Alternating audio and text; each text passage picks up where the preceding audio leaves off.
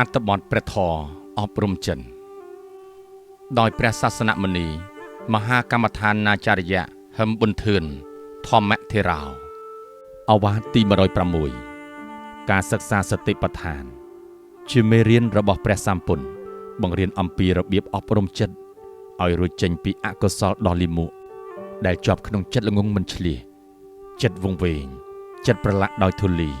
ជាគ្រឿងសៅមងនាំឲ្យជីវិតសត្វមានសេចក្តីទុក្ខច្រើន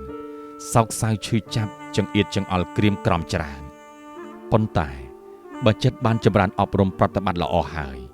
រមែងញ៉ាំងចិត្តឲ្យត្រជាក់ស្ងប់ស្ងាត់ភ្លឺថ្លាឆ្លៀសវៃជាចិត្តស្អាតបរិសុទ្ធផូរផង់នាំជីវិតរបស់សត្វអស់បញ្ហារួចចាកទុំដូច្នេះយើងបានជួបព្រះធម៌ហើយត្រូវរៀនឲ្យយល់ជាក់ច្បាស់ដោយខ្លួនឯងតើយើងធ្វើបុណ្យនេះទៅសុគតិភពឬទៅព្រះនិព្វានបើចង់ទៅព្រះនិព្វានមានសទ្ធាហើយ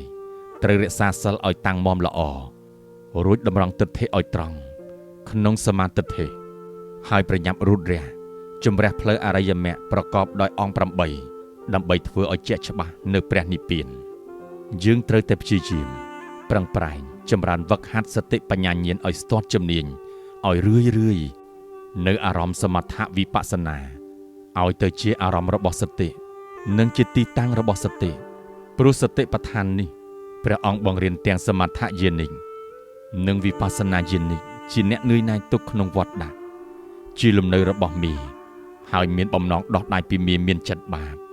ហើយប្រាថ្នាដើរតាមផ្លូវអរិយមគ្គជាផ្លូវតែមួយជាផ្លូវត្រង់ជាផ្លូវមិនមានភ័យជាផ្លូវរំលត់បងនៅភ្លើងទុក្ខភ្លើងកិលេសជាផ្លូវក្សេមចាក់ទុក្ខទាំងពួងផ្លូវនេះហើយជាគោលដៅរបស់ព្រះពុទ្ធគ្រប់អង្គ